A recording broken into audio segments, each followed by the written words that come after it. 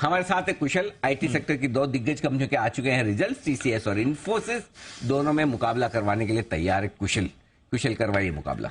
Sir मुकाबला होते होते आई थिंक ये क्लियर कट लीड टीसीएस ने ले लिया इस बार तो, क्योंकि जिस तरह से नंबर्स आते हुए दिखे हैं, कौन खराब और कितना ज्यादा खराब, यहां पर आपको ये चीज देखनी जरूरी है। अब टीसीएस यहां पर 11 तिमाहियों में सबसे कम कांस्टेंट करेंसी आय ग्रोथ इनकी होती हुई दिखी है, पर दूसरी तरफ अगर आप इन्फोसिस पर नजर डालें तो पिछले 10 सालों में सबसे खराब कांस्टेंट करेंसी रेवेन्यू ग्रोथ आई है। -3.2% पर कंपनी की कांस्टेंट करेंसी रेवेन्यू ग्रोथ आती हुई दिख रही है।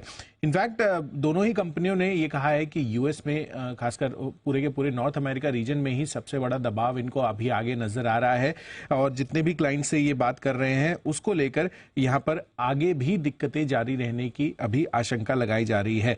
पर इन्फोसिस ने तो ये गाइडेंस देकर भी क्लियरली जता दिया है कि FY24 में 4 से 7% की जो constant currency revenue growth guidance उन्होंने दी है, स्ट्रीट का अनुमान 6 से 8% का था, तो उससे भी काफी कम यहाँ पर ग्रोथ आती हुई दिख रही है। और आमतौर पर हम देखते हैं कि इतनी कम ग्रोथ की एक्सपेक्टेशंस नहीं होती है आईटी कंपनियों से, जो कि अगर आप देखेंगे तो पिछले 6 सालों में सबसे कम ग्रोथ की प्रेडिक्शंस आती हुई नजर आ रही है।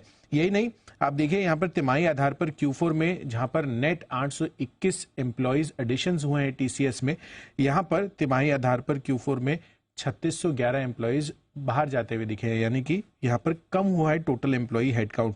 और आगे के लिए भी इन्फोसिस ये कह रहे हैं कि उनके काफी ज्यादा बेंच स्ट्रेंथ है अभी, एंड गोइंग फॉरवर्ड बहुत ज्यादा उनको हायरिंग को लेकर अभी थॉट प्रोसेस नहीं है। हालांकि टीसीएस ने अपना जो हायरिंग प्लान है FY24 का वो बरकरार रखा है।